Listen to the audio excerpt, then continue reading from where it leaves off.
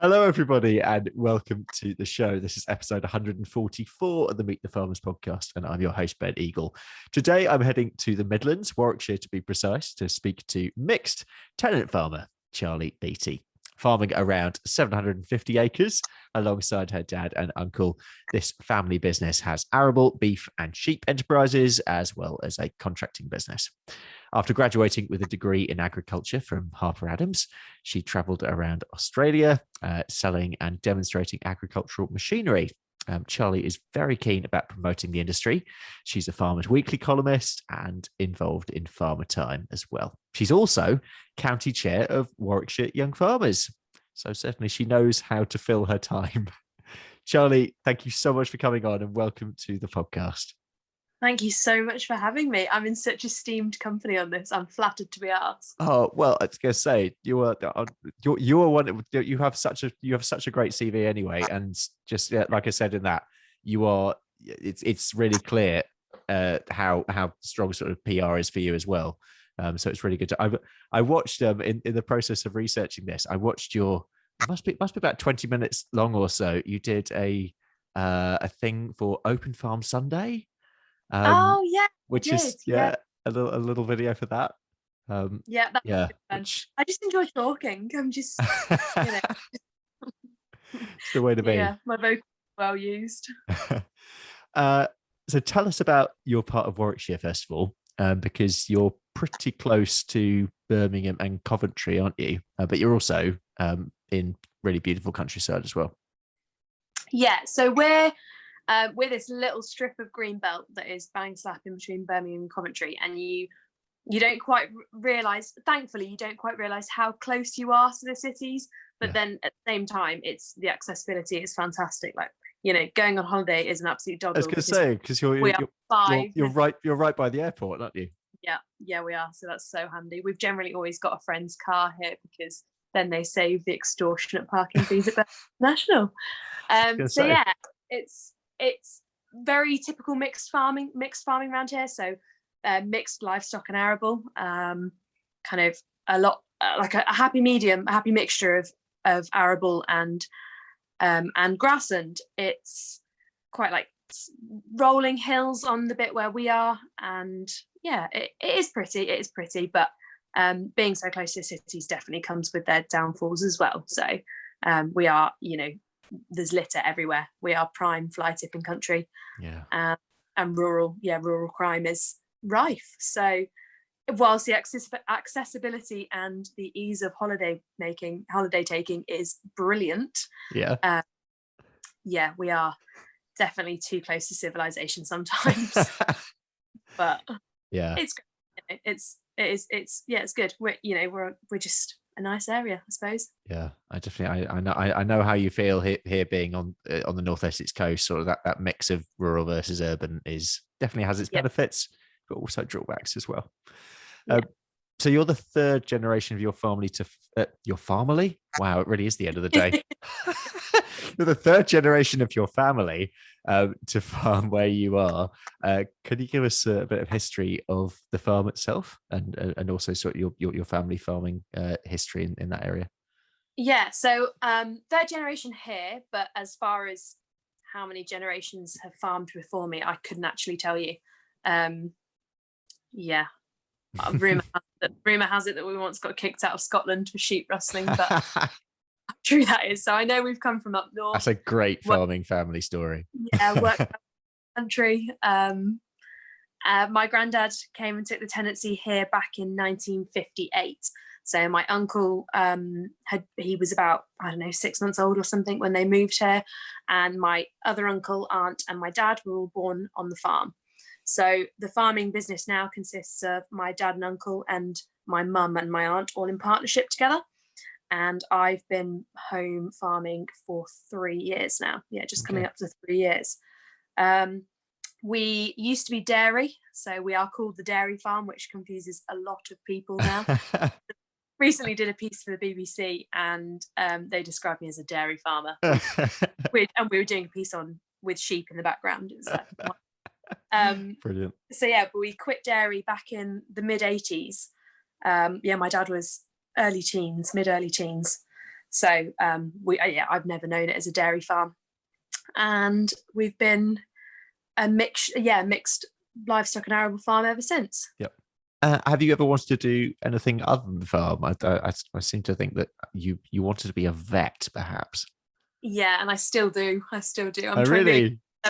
No, I always wanted to be a vet. Yeah, ever when I was growing up, that's all I wanted to do. When I was playing vets. Yeah, absolutely fascinating. I remember. So this is a bit gruesome, actually. So when I was younger, I had a dog, and she broke her leg. She's a Labrador, so she wandered off. We're on a farm. She wandered off, and she got clipped by the tractor. Thankfully, only clipped, and broke her leg. And it was pinned. And when we went into she had staples rather than stitches to hold the skin together. And when we went into the vets to have them out, I was absolutely fascinated by them taking it out. Okay. And the vet jokingly said, "Do you want to take the staples home?" And I've still got them. I've still got the staples. Brilliant. Yeah. Yeah. No, I always wanted to be a vet, and I've always been like, when I was little, I used to watch Vets in Practice, which is vintage now. Yep. Classic. And yeah, absolute classic.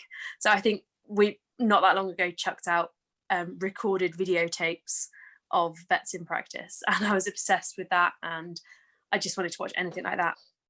But I didn't try particularly hard in school. I was very lucky with my GCSEs. I sailed through on absolutely next to no revision and got pretty good. You're one of those people. Yeah, but then I thought I could do the same at A level, and that absolutely turned out I couldn't, and I came out with 3 E's and a B. So that was the end of my veterinary career. So that finished when I was 17. But you ended up at the wonderful, brilliant Harper Adams. I did. To do agriculture. Tell me about that time.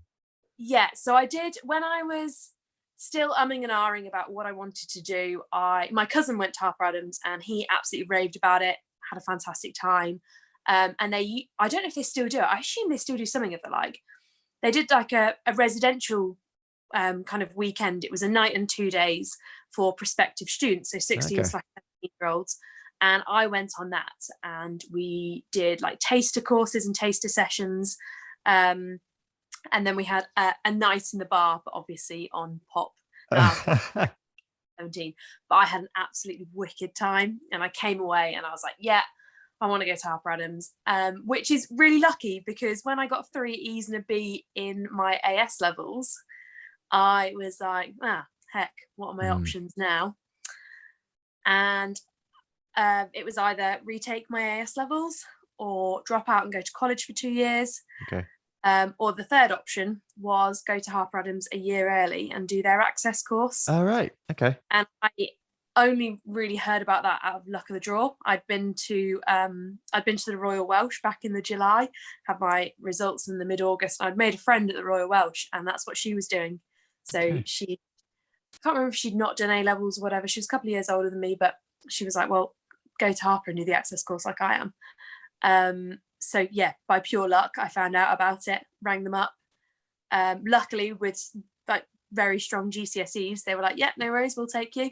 Didn't tell them, decided not to tell them about the 3s and a B at AS level. That was fine.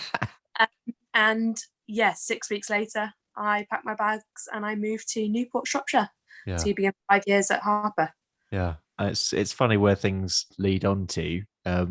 Tell me, what about your placement year? What did you do for that?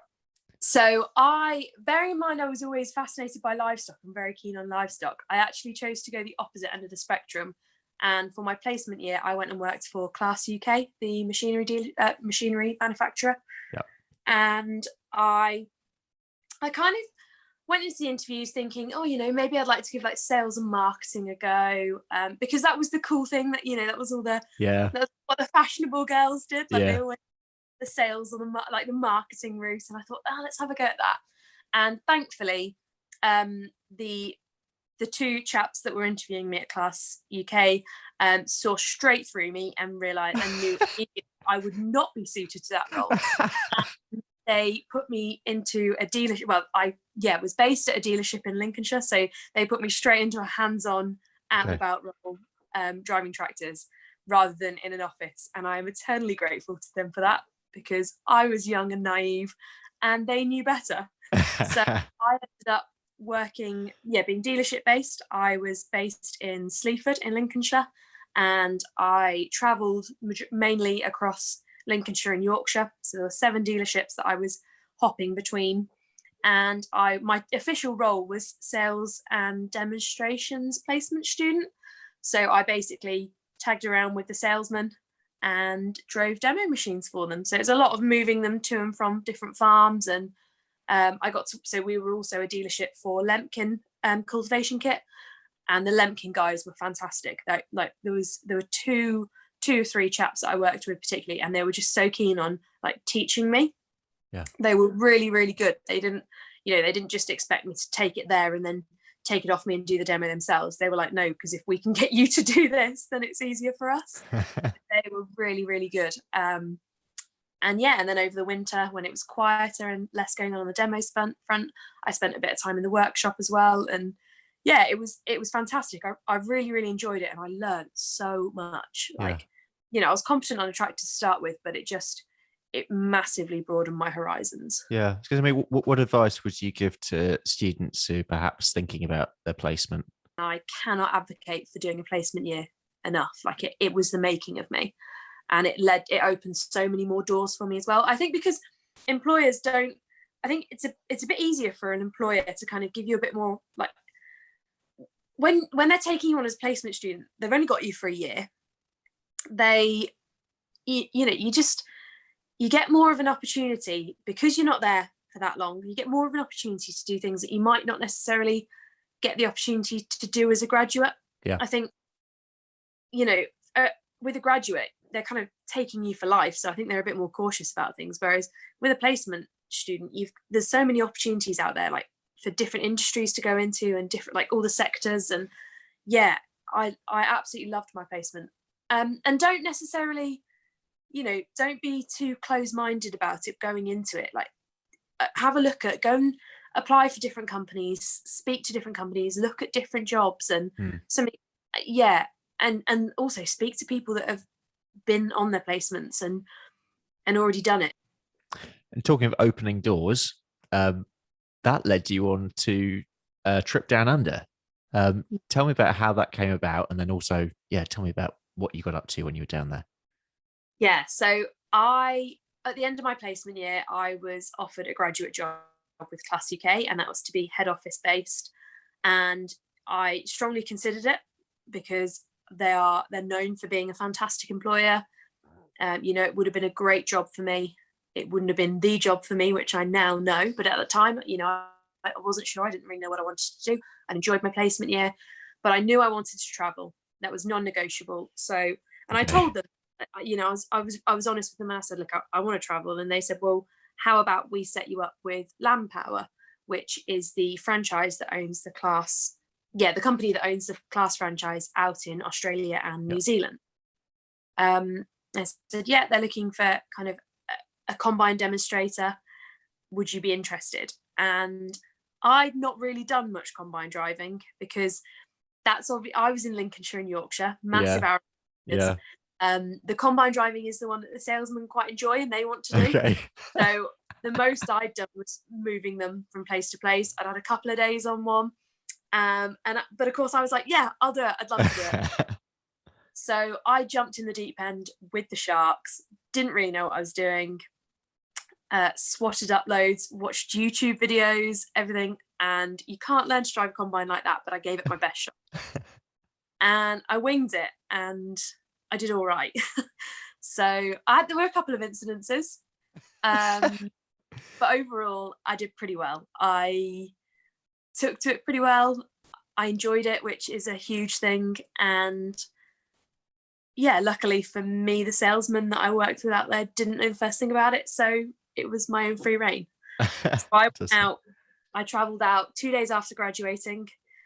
So our graduation at Harper is in September. I travelled out at the end of September. Had all these big ideas of Australia. I landed in Melbourne expecting it to be like 45 degrees, got off the plane and had to put a jumper on. So I was Brilliant. Like, oh my God. Where have I come? Already. And I spent a couple of weeks in Melbourne at the head office waiting for things like a credit card and whatnot to come through. And then as soon as that all came through, they flew me out to Western Australia. And I was in a little town called Northam, which is about 2 hours northeast of Perth. So in the central wheat belt, really not that far from Perth at all in the grand scheme of things in Australia. And yeah, I spent like 5 months nearly there, 4 months. Yeah, and I pretty much within about 150 kilometre radius of the dealership, I just travelled on combine from farm to farm to farm to farm and just demoed this combine. And yeah, it was brilliant. I did have an incident on my first farm. Which was?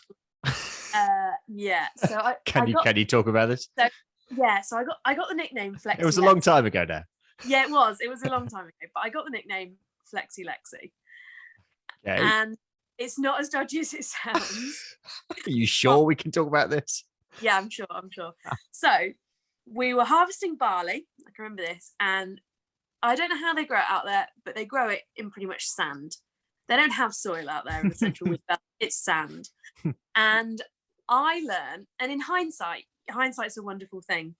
You shouldn't, if there's a mound of sand there, really there's a mound of sand there because there's something underneath it. Oh no, I know where this is going.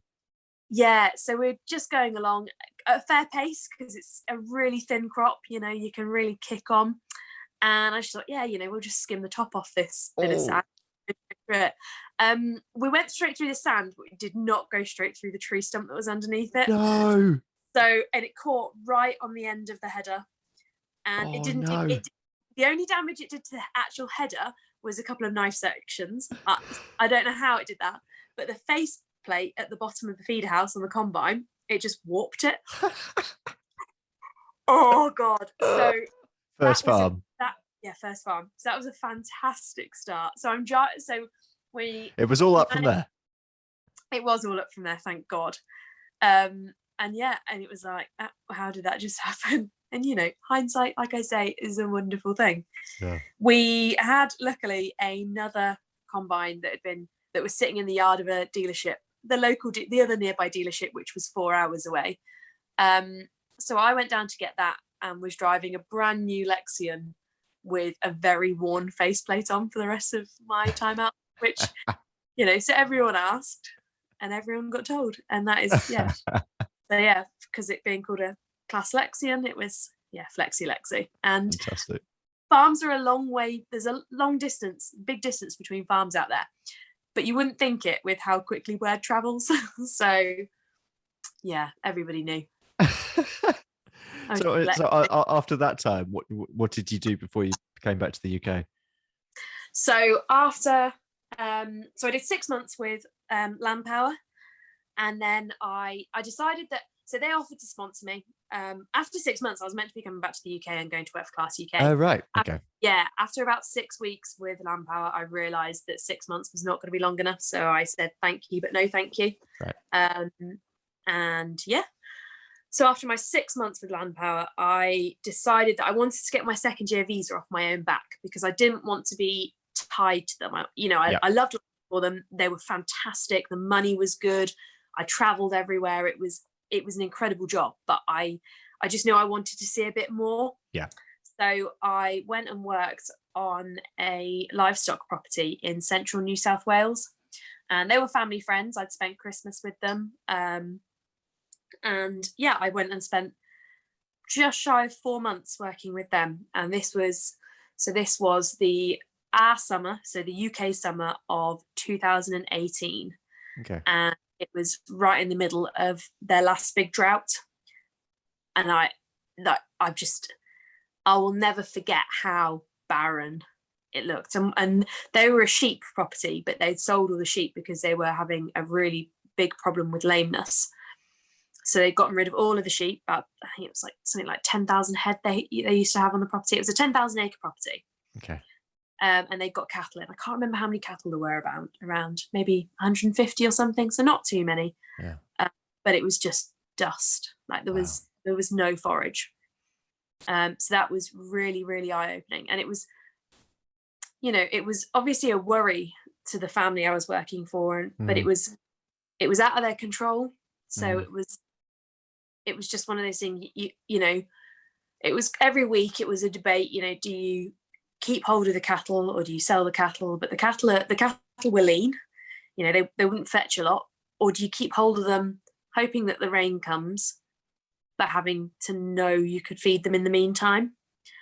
So yeah, and in the end they kept hold of the cattle for as long as I was there. And I spent pretty much the whole 4 months with them. I did a lot. Do you still keep in touch with them now? Yeah, really good family friends. They've had a lot of rain there now this year. Okay. So yeah. The photos, they put photos on Facebook, and I can't believe it's the same place. So it's incredible. It's all green and lush, and like all the creeks are flowing and things like that. But yeah, when I was out there, it was dust. So yeah, we did a lot of boundary fencing. So they were their like plan for the kind of next 10 years was to get the whole property, the whole 10,000 acres, exclusion fenced. So they wanted kangaroo fencing around the outside, because half the problem with the drought was that the kangaroos were of such a high density there that anything that was growing, they were just taking straight away. Yep. So their aim was to get it all kangaroo fenced. I can't remember how long they want, like over what kind of period, but yeah, so it's all metal fencing out there. There's no wooden fence post. Like I said, that's a lot of fencing. It is a lot of fencing. I can't remember how much we did. It's like 2 kilometers or something like that in this one bit, and it was up over like rocky mountainous terrain, and yeah, it was incredible. Like it was hard going, but all of us were out there. We were all doing it at once, and I still don't really like fencing. But yeah, so I spent 4 months there, and then I'd spent a little bit of time in Queensland with class as well, and I got a job with one of the class customers driving a combine for a couple of months on the Queensland New South Wales border. So I headed up there in the October of 2018. Spent 2 months with them probably, and then I flew out to New Zealand for 5 weeks for Christmas and New Year, and to do a bit of traveling over there.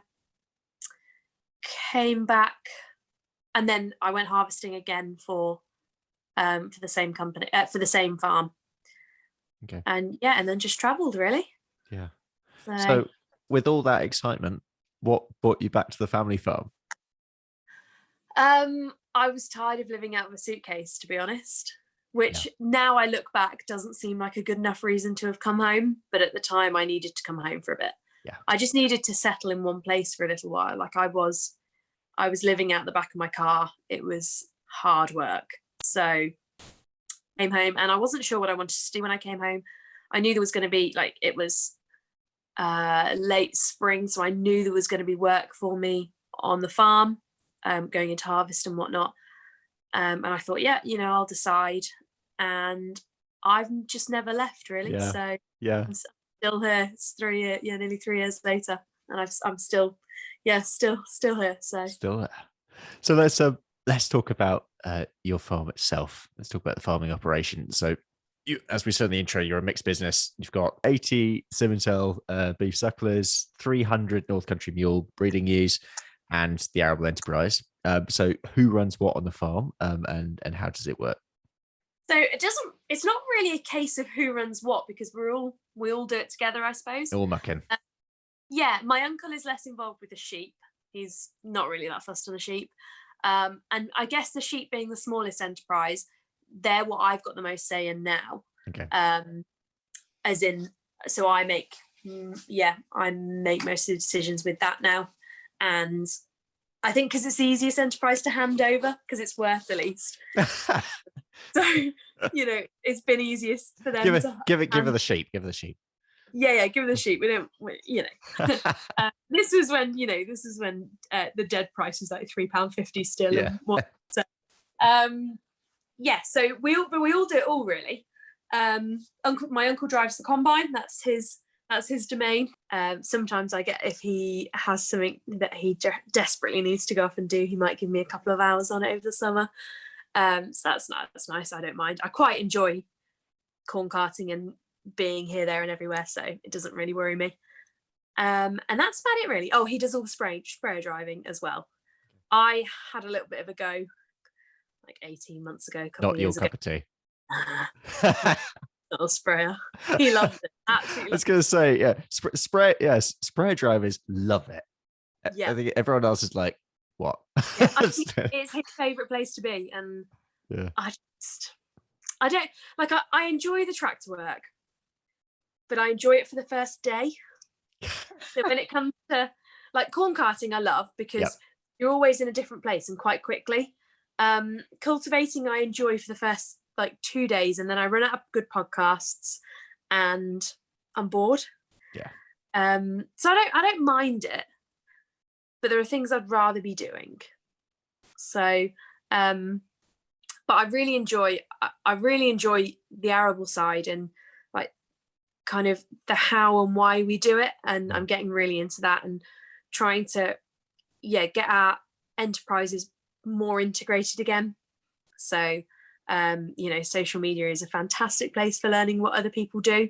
It gets a really bad rap, but I've learned a lot of social media, and you meet the people you meet through it as well. So the people you can chat to and share experiences with and everything like that. So this year last year we grazed our ewes on our oilseed rape. So we haven't grown oilseed rape for 3 years now, because the last time we grew it, it got absolutely annihilated by flea beetle. So we rotated off and we drilled beans instead. And I spoke to a couple of people and I kind of gave them my case and talked them into us having a go with oilseed rape again. And we've companion cropped it with buckwheat, clover and fenugreek.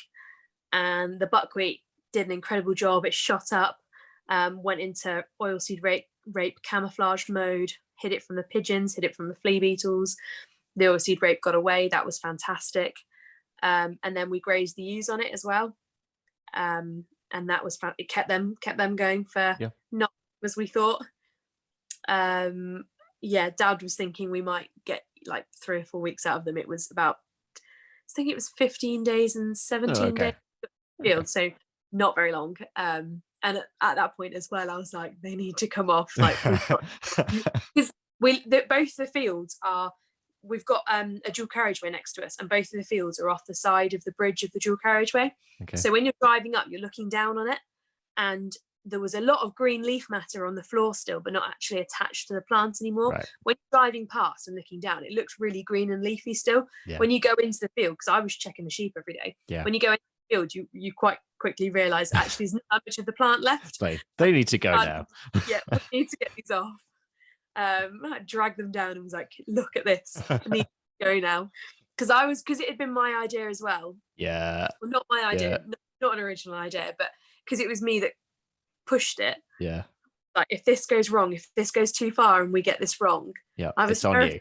It's all on me. So we grazed the oilseed rape this year, and we've also grazed some of the cereal crops. So we put because it's been a nice kind winter as well and quite dry. I actually ran some ewes on some of the wheat, which was great. So they've taken that down. And then some fat lambs on some others. And the fat lambs, I mean, I put some really scraggy, rotten, rubbish lambs on there. Someone else has moved them and put their sheep on, because the lambs I took off were top notch. That wheat has been like absolute rocket fuel to those lambs. It was fantastic. We put them on and we touched them before we put them on, and we were like, oh, these are a bit lean. And then a few weeks later, we were like, right, we could really just do with seeing if we could have a pull off, and because we do lamb boxes as well. Could really do it with having some for lamb boxes. And we pulled them off, and we were like, whoa, we're gonna have some market as well. So that was great. We'll definitely be doing that again. So we all take part in everything really. It's quite nice. Like, I do get to express my ideas and opinions and bring new things into the business.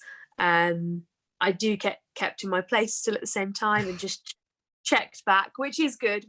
Sometimes I don't think so, and sometimes it's very frustrating, but I do need checking a bit. So So how as a business are you finding the input cost rise? Terrifying. I was first spinning the other day and I had to put fuel in the tractor, and I was like, oh my God, this is the most expensive day I've ever had. Yeah, it's terrifying, but at the same time, it's probably so with all the things I'm reading and looking at other people doing, like I'm fascinated by agroecology and regenerative farming and all that, and looking at ways that we can reduce that. Anyway, I read Gabe Brown's book about 3 years ago now, and 3 years ago, whenever. And I've been kind of like pushing for these little changes for a while. And now with inputs being so expensive, it's forcing our hand. Yeah. So we've got to look at alternatives. And I tried establishing some dwarf clover onto some potato ground last year. So we have a local contractor that grows potatoes on our land, and I'm not a fan of them because they make such, like, not the contractors, they're really good, and they're early potatoes, so they're off like by end of July. But the potatoes in general just make a mess. Because they're heavy tillage. And the very nature of potato production. Yeah, exactly. And I was like, right, I want to see if we can establish a dwarf clover onto this land and then direct drill the wheat into it. But we did, and the clover established really well, and I was really pleased with that, but it just wasn't big enough by the time we came to drill the wheat into it, and the drill just ripped it up. So that wasn't a success. But it hasn't completely been written off. I was pretty miffed by it because it was a failure, and everyone, I don't know, you get knocked by failures. Yeah, there's no such thing as a failure. So it's always lesson. Learning points. Yeah, lessons for the future. Absolutely. Now I know that either it needs establishing earlier or the wheat needs drilling later. Yeah. But we're still this year. My uncle's now going on about trying to establish a clover in a standing crop and companion cropping and all that kind of thing. And I will have to remind him that if he's going to do that, then he's going to have to go easy with the sprayer at the same time. But we'll cross that bridge when we get to it. So absolutely, I think that's very wise. Yeah, we are looking, and it's forcing us to look at alternatives to synthetic fertilizers. So there's a seaweed alternative, and our agronomist has kind of just said, yeah, no, don't go with that one for now, and which is annoying because you see that and I'm like, oh, let's have a go, but apparently it won't be viable for us. But I don't really know enough about it to cast a decision on that or cast a vote on it. But it is good, and it's other things like we haven't got a massive blackgrass problem, but it's there, and it's only getting worse each year. So we've got one field that is full of blackgrass and brome, and we're going to take this year we're probably going to establish like a GS4 or some sort of herbal lay in there, and maybe trying to either take a cut off it and silage it and graze lambs, or either use all lambs on there. And just have a bit of a break there. And it would be nice to start doing that and just putting something like that into our rotation, some sort of legume mixture, because we do have beans in the mixture, but in our rotation, but they don't like it. It needs to be more than just that. So while it is scary with all these rising costs and everything, it's opening doors as well. It's not all. I don't quite think that George Eustace understands the severity of it, because there's getting farmyard manure on everything isn't quite as simple as he makes it out to be. But there are alternatives, and it's now is this opportunity for us to find them and have a go. Yeah. Are you ploughing? Or are you direct drilled? No, we're min-till. So we have, obviously the potato ground is ploughed. Dad broke our plough a couple of years ago, so that on purpose, or no, by and really then the only thing we were doing then was ploughing after the potatoes and any cover crop that we were doing for the estate, so we weren't doing a lot anyway then, but that really shut the door and all that. That was a blessing. Easy decision then. He loved his plough, bless him, shed a tear. But so we haven't ploughed, but we haven't ploughed for really properly for a long time now. We've been min-till for a few years, and then this last year, we bought a low disturbance cultivator, which a lot of people will tell you is an oxymoron. And yeah, I do agree. But it's a step. Yeah. It's a step. So it's just, is it 3 or 4?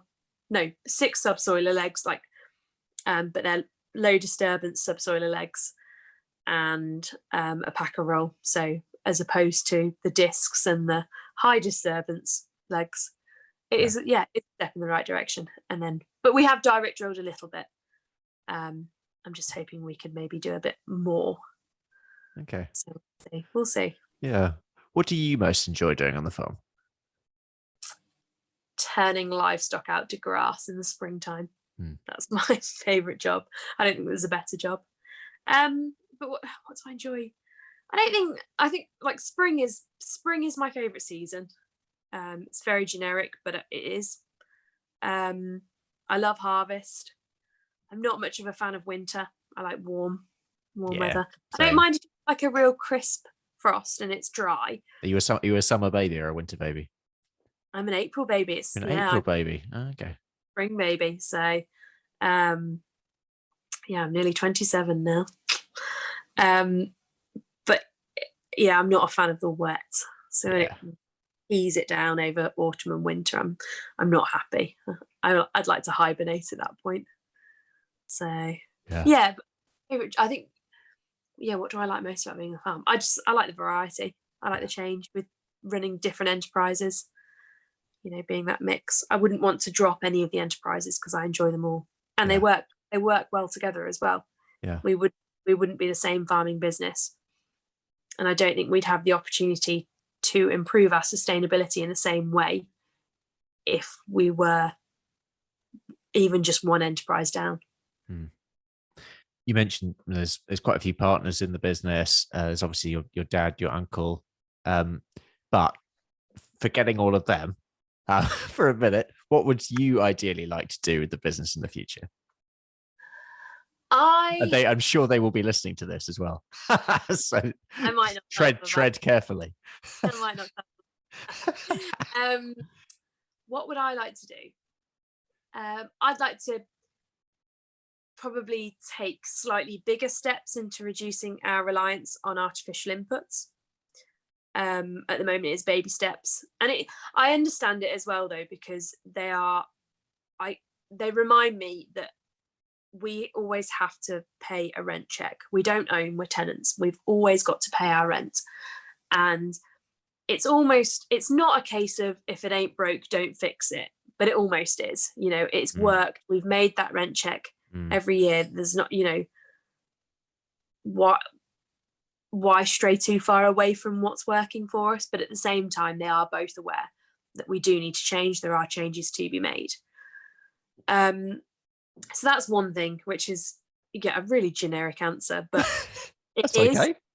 And the other thing is I'm really passionate about education. So I think that a big part of the sustainability of British agriculture is building on the relationship or improving the relationship we have with our consumers and the general public. So like you mentioned FarmerTime earlier, and that's a great one. That's really rewarding, chatting to school kids, and they're so much more robust than you think they are. So the first time I did it, I was like really cautious, and I was like, how do I say things like slaughter and stuff like that? But the questions they ask, you're like, yeah, I can say those words. It's not a problem. Yeah. What year group are you working with? So I've mainly done primary school. Okay. So I think I've only done. So I sometimes get roped into like a one-off call. Okay. And I've only ever done one that's been secondary school, I think. Right. But yeah, so the schools I work with are primary. Yeah. So I've had as little as like, I think there'd be year 1 or 2, year 2 probably. So like 7, and then all the way up to 11, 12. Yeah, 11, 10, 11. And it's massive. Like that doesn't sound that far apart, but the change in the kids is huge. Yeah. Do you think you might like, I don't know, I'm sort of just, I don't want to put words in your mouth, but yeah, do you think you'd maybe like to do something more concrete with education, perhaps mixing your farming passion with your education sort of interest Yeah, as well? 100%. So I do often look into the grants that are available, and they're quite limited, to be fair, or either that or I'm just not looking in the right place. Yeah, I'd love to be able to do that and open it up properly to school children and have day trips and that kind of thing. You know, lambing time, we've had the local cubs and the local scouts out, and if any friends say, oh, can I bring the kids up, I'm like, yeah, go on, bring them up, because there's nothing as magical as watching a ewe giving birth and them seeing that for the first time. Like, I've seen it thousands of times and I still find it incredible. Like, I would still, if I'm when we get to a quieter point in lambing and I see a ewe lambing, I will quite happily sit there and watch her. Yeah. And I've seen it hundreds of times. I know what happens. Like, I'm well aware of it, but it is same with cows calving. In fact, I think even more so with cows calving, but that's probably because I don't get to see that as often. Usually I calve themselves and we go out and there's a new calf trotting around, so, which is just the way it should be. But yeah, so having the cubs and the scouts out, and they came out right when we were in the thick of it as well, and they just, both Dad and I were in our element, because Dad loves it. Dad absolutely loves kids, so he was having a whale of a time showing them off and telling them what was going on. But yeah, I would love to be able to do more down that education route, and, you know, open the farm up more to school children or to families and things like that. Yeah, it's just hard with the tenancy as well. Yeah, absolutely. Again, really, it really must be. It's no, I hear that so often. Where are we going next? Oh yeah. What are your plans this year away from farming? I know you're really into your live music, country music, and it's any gigs lined up, or do you sort of taking going with the flow this year? Yeah, so I've got one at the start of May, which should have gone ahead back in May of 2020. Oh wow. So that one's been a long time coming. So again, a country music group, big into country music, which was amazing out in Australia because it was all over the place. Absolutely. I've just come back from a weekend in Glasgow as well at the BBC Country to Country. Nice. Weekends. That was fantastic too. Really enjoy rugby as well. Massive Leicester Tigers fan. What else are my plans outside of farming? I think Young Farmers takes so much of my time up at the moment. It must do. It really must do. Young Farmers takes way too much of my time up.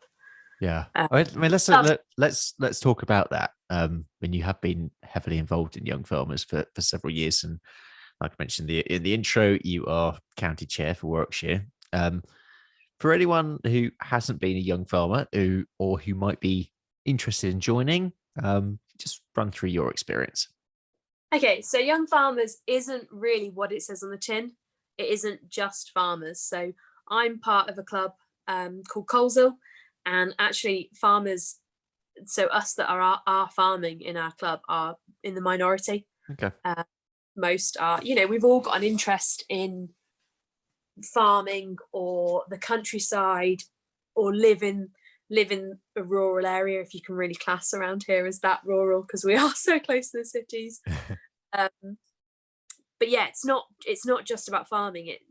And the competitions and the experiences you get with Young Farmers, like, we've just been at the area rounds of public speaking and choir and cheerleading, and what else have we done? Like, there's loads of competitions. Yeah, and really diverse. Yeah, there are the agricultural competitions as well, but it's so much more than that. And sports as well. Sports is a huge part of Young Farmers. It is a lot about competing. It is for me anyway. I'm very competitive. So yeah, I joined when I was 13. I got to a point where I'd got friends, and we had started going ice skating on a Friday evening in Coventry, and I started wanting to go every Friday. And at that point, Mum and Dad said, right, it's time for her to go to Young Farm, because they didn't want me going out in Cov on a Friday night at 30, which, I understand. I get that. So they pushed me towards Young Farmers, thankfully. And yeah, I got involved straight from the start. I'm quite bossy, bit of a control freak. So I got involved with the committee from quite a young age. And then obviously not so much when I went off to uni and then went traveling, had a few years out. And then came home and knew I'd be involved again, but didn't quite think I was going to be involved at county level or anything. It just kind of got mentioned about going on one of the committees, and then I ended up on one of the committees, and then suddenly it comes around to the AGM and nobody's standing as vice chair. So now, one of those moments where everyone steps back. Yeah. Right, here I am nearly 3 years later, and now I'm county chair. So, and it's great. I really love it, and it's really rewarding, but it has been a really tough year coming out of COVID. I was going to say, how was it through COVID, through lockdown?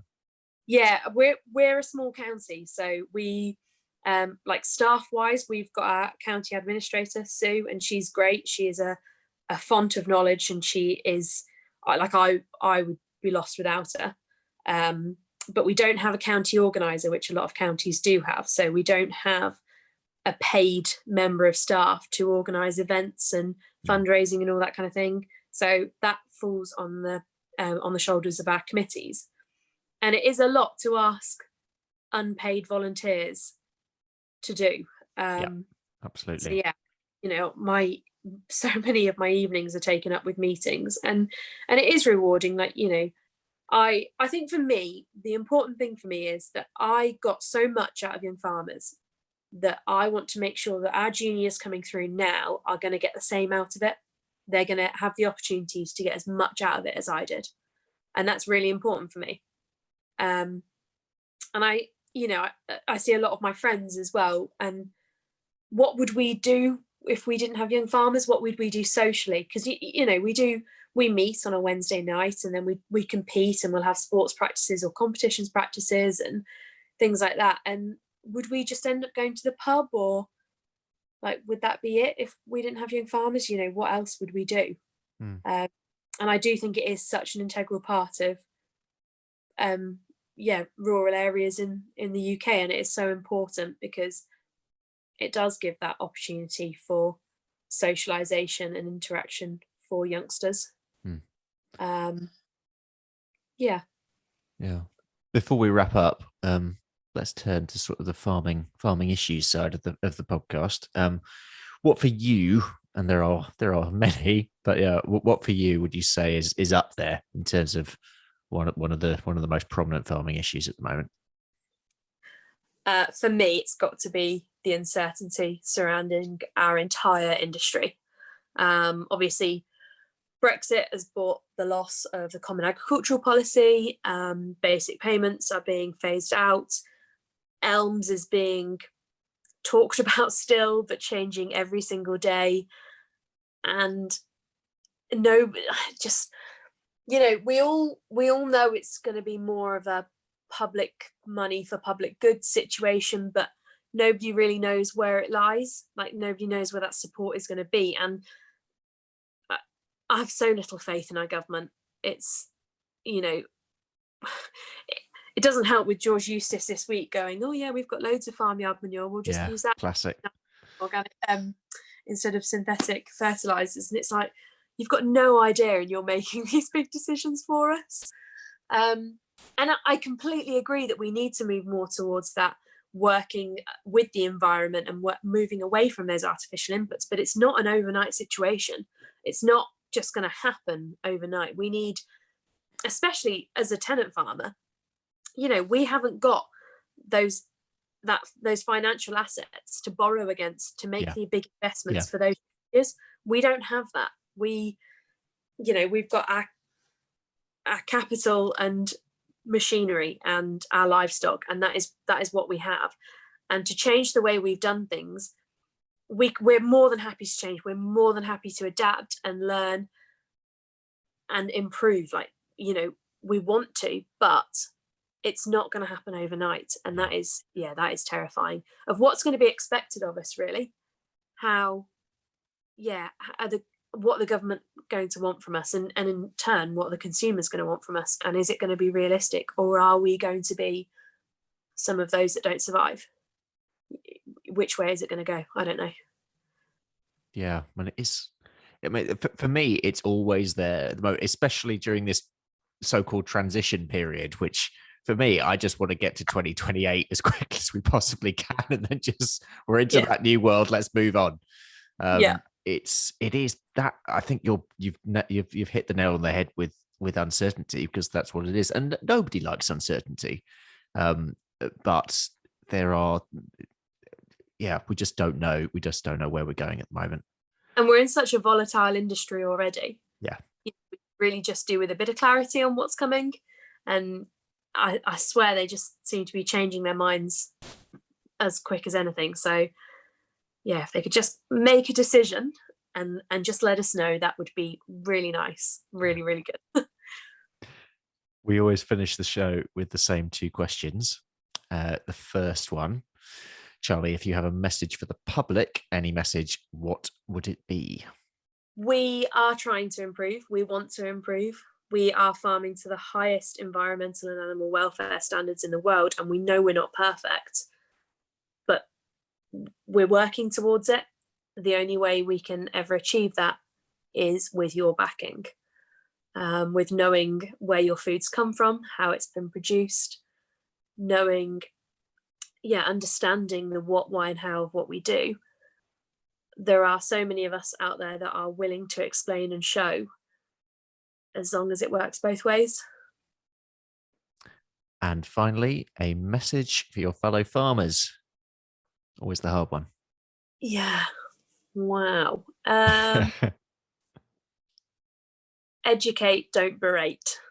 It's something I say a lot, and I think it goes for both talking to consumers and within our industry as well. You see a lot, especially one of the bad points of social media, you see so much criticism on there. You'll get someone, a youngster starting out asking a question on Facebook or something like that, and some of the responses on there are just, it goes back to, if you don't have anything nice to say, don't say anything at all. Yeah, absolutely. And they're just, we're in an industry that is aging rapidly. We need to encourage new entrants and youngsters in.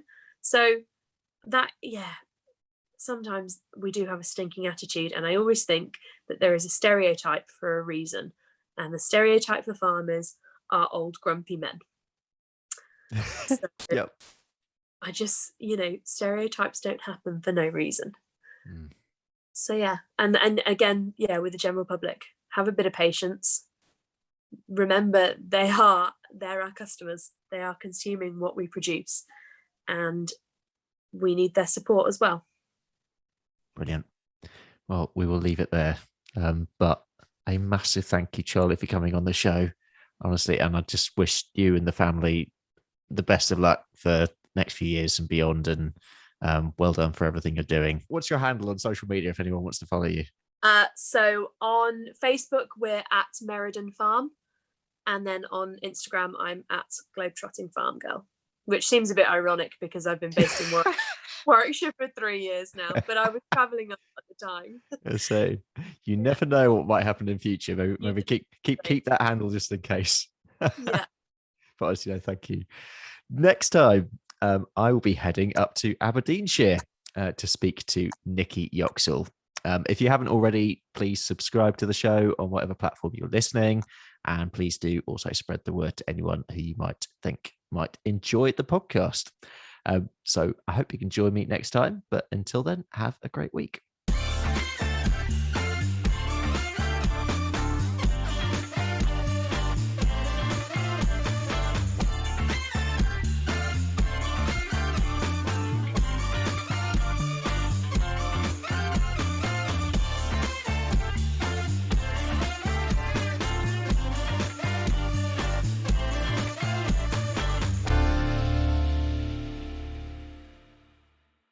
What is it?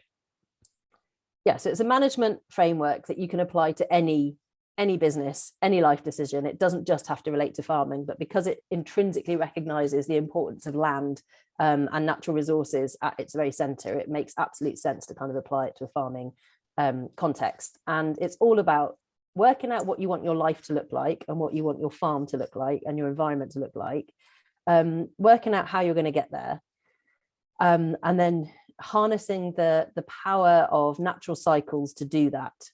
in a way that is very much kind of environmentally and ecologically focused.